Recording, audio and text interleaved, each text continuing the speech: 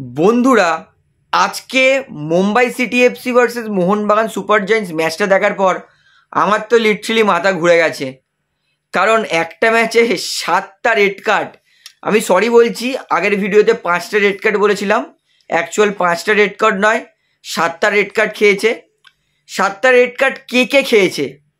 7টা red card খাওয়ার reasons কি? কেন রেফারি রাহুল কুমার গুপ্তা 10টা ইয়েলো কার্ড 7টা রেড কার্ড দিয়েছে ম্যাচে? কেন রাহুল কুমার এত রেড কার্ড দেওয়ার কারণ কি?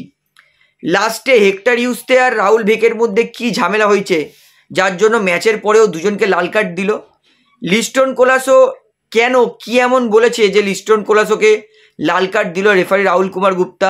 আজকের এই ভিডিওটিতে এই সমস্ত বিষয় বিস্তারিতভাবে আলোচনা করার আছে। বলে রাখি, ভিডিওটা কিন্তু খুব গুরুত্বপূর্ণ, ভিডিওটা অবশ্যই শেষ পর্যন্ত দেখবেন।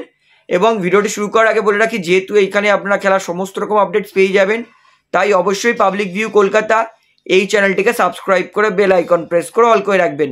ইতিমধ্যেই বন্ধুরা, মোহনবাগানের 3টে প্লেয়ার রেড কার্ড আর মুম্বাইয়ের 4টে প্লেয়ার রেড কার্ড খাওয়ার পরেই Kerala blaster fans are FC Goa ফ্যান্সরা কিন্তু আনন্দ করতে শুরু করে দিয়েছে।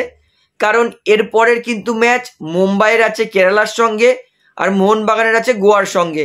তাই এই দুই প্রতিপক্ষর ফ্যান্সরা কিন্তু আনন্দ করতে শুরু করে দিয়েছে যে আমাদের বিরুদ্ধে কমজোর দল নিয়েরা খেলতে নামবে। তো এইটা আমি জাস্ট আপনাদেরকে একটা জেনারেল নলেজের জন্য বললাম। এইবারে বলি, কারা কারা রেড কার্ড খেয়েছে। ইয়েলো কার্ডের তো নাম বললে ভিডিও 20 মিনিটের ভিডিও হয়ে যাবে। ইয়েলো কার্ড বলছি না, কারা কারা রেড কার্ড খেয়েছে সেটা বলছি।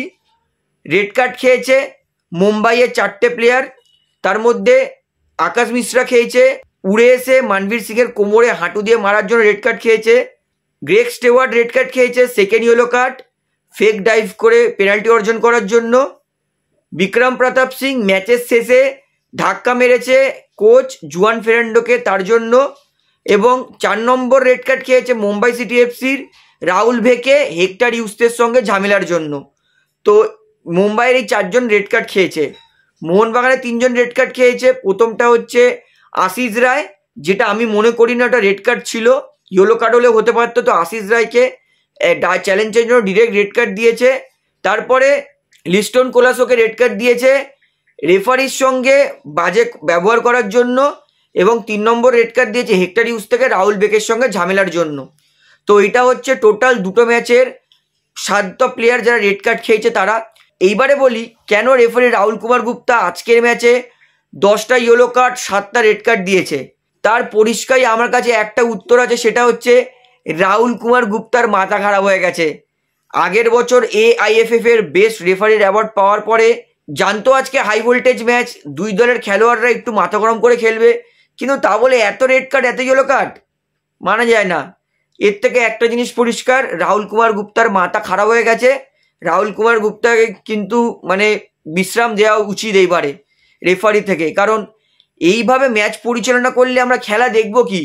মুম্বাই ফুটবল এরিনা ছোট মাঠ, তার মধ্যে পুরো মাঠ ফাঁকা, কয়েকটা প্লেয়ার দৌড়াচ্ছে। যুবভারতীতে হলে তো আমরা কোনো খেলোয়াড়দেরকে খুঁজেই পেতাম না।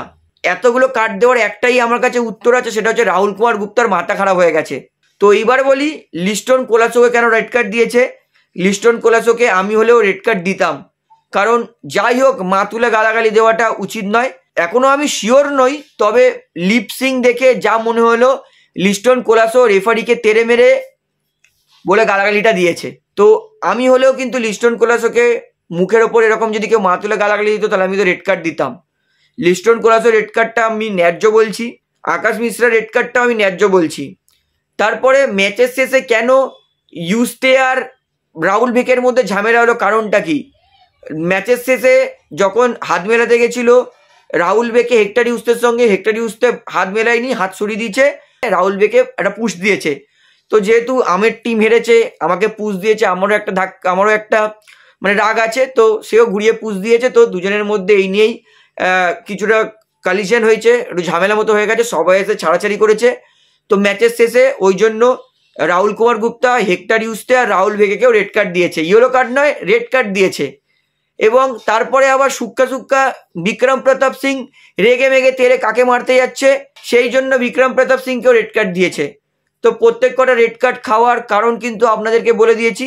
শুধুমাত্র একজনই রেড কার্ড হয় না, আশিস রায়েরটা যেটা ইয়েলো কার্ড হয়, তো সেইটাই খালি একটা কোয়েশ্চেনেবেল, বাদ বাকি যেই সমস্ত রেড কার্ড দিয়েছে সেই সমস্ত কিছু রেড কার্ড না দিলেও হতো।